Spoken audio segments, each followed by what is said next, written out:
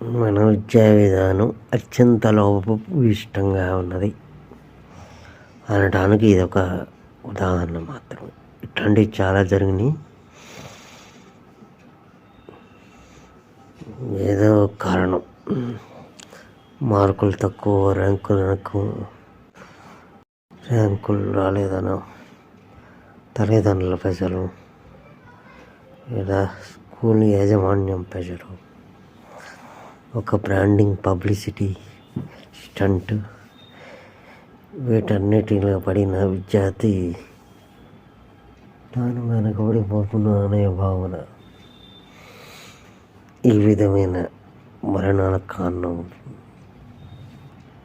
ఈ బ్రాండింగ్ అనేది చదువుకోవడంలో కాకుండా చదువుకొని దాంట్లో ఉండటం వల్ల ఎవరు బాగా కొనగలిగితే వాళ్ళకి ఉత్తమ విద్య, ఎవరు కొనలేని వాళ్ళకి తక్కువ రకం విద్యను అందించే పద్ధతి. నాసిరక విద్యా విధానం బ్రిటిష్ వారి కాలం నుంచి అదే విద్యా విధానం కొనసాగుతుంది.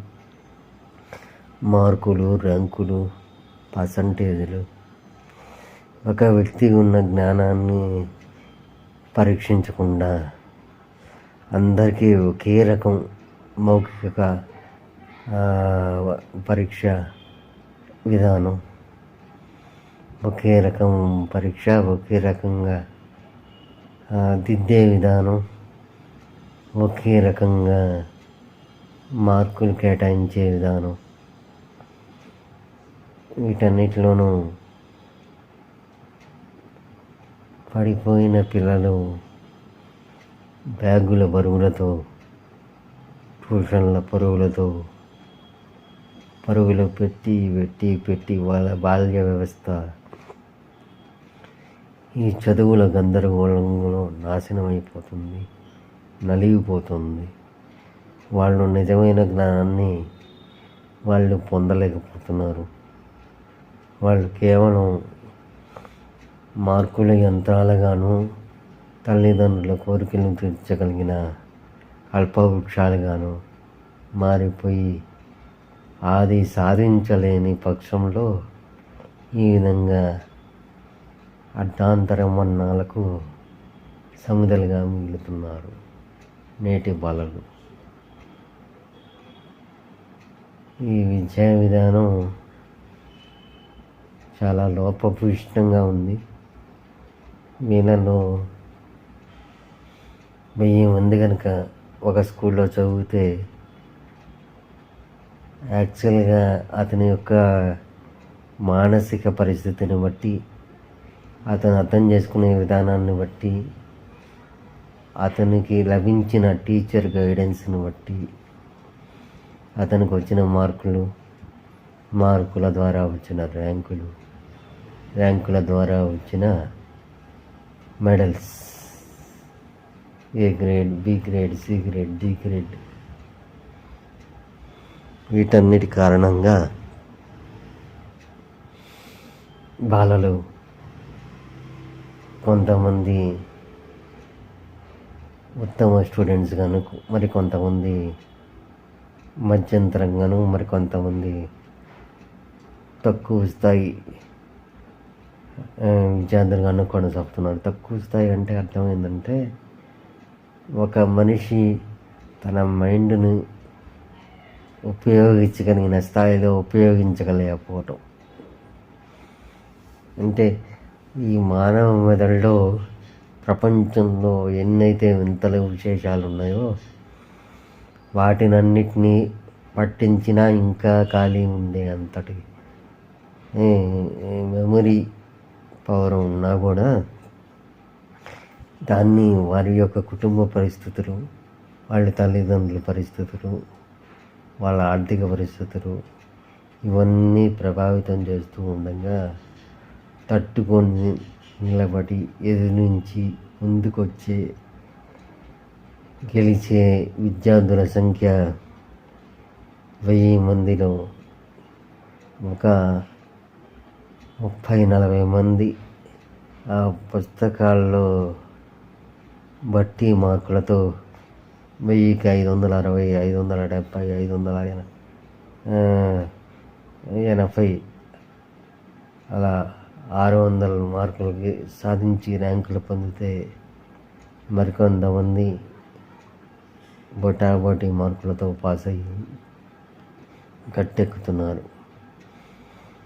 యాక్చువల్గా మనిషి మెదడు అనేది మనం చిన్నపిల్లలకు ఫస్ట్ నుంచి ఈ చదువు మీద ట్రైనింగ్ మనం ఏ విధంగా తయారు చేసామంటే మార్కులు బాగా వచ్చిన వారు మాత్రమే గొప్పవారు అయిపోతారని, మిగతా వారంతా ఎందుకు పనికిరాని వాళ్ళు అయిపోతారని, వాళ్ళ కుటుంబాలను తదుపరి క్రమంలో పోషించగలిగే స్థాయి రాదని వాటిని బలవంతంగా పిల్లల మీద రుద్దటం వల్ల పిల్లలు ఎప్పుడైతే ఆ మార్పులు రాలేదో, వాళ్ళు అనుకున్న లక్ష్యాలను సాధించలేకపోయారో, ఈ విధంగా బలవంతంగా చనిపోతున్నారు. ఇట్లా 2-3 ఏళ్ళ క్రితం 10th క్లాస్ ఇంటర్మీడియట్ రిజల్ట్ వచ్చినప్పుడు కూడా పిల్లలు 20-30 మంది బలవంతంగా అత్యంత ఘోరమైన చావులను చూడటం జరిగింది. అత్యంత ఘోరమైన విషాదమైన మరణాలు సంభవించే ఆ సమయంలో. కానీ మన విద్యా వ్యవస్థ మారడం లేదు. ఏ లోపాలు ఉన్నాయో వాటిని గుర్తించలేకపోతున్నాం. ఒక సాధారణ వ్యక్తికి ఒకే విద్య ఒక అడవిలో తిరిగి పిల్లలు బాణాలతో పళ్ళు కొట్టుకొని తిని బతికి వచ్చే వారికి ఒకటే విద్య, ఒక దివ్యాంగుడికి ఒకటే విద్య, ఒక బ్లైండ్కి ఒకటే విద్య, ఒకటే పరీక్ష, ఒక వినికిడి లోపం ఉన్న వాళ్ళకి ఒకటే పరీక్ష, అందరికీ అదే పరీక్షాపత్రం, అదే మార్కుల పద్ధతి. ఇటు క్లాస్ రూమ్లోనూ అటు ఉద్యోగ పరీక్షల్లోనూ. దీనివల్ల చాలా కొద్ది మంది మాత్రమే ముందుకు వెళ్ళగలిగిన స్థితి. నిజమైన విద్య అంటే జ్ఞానార్జన మాత్రమే. అది అందించేదే విద్య. విద్య అనేది జ్ఞానార్జన కోసమే కానీ మార్కుల అర్జన కోసం కాదు అని చెప్పబడేదే పాఠం. మరి ఆ పాఠాన్ని ఈ స్కూల్ యాజమాన్యాలు, ఈ స్కూల్ క్యారిక్యులం, ఈ పరీక్షా విధానం, ఈ సబ్జెక్టులు ఇవన్నీ ఎప్పుడు దానికి అనుగుణంగా మారతాయి అనేది ఆ భగవంతుడికే తెలియాలి.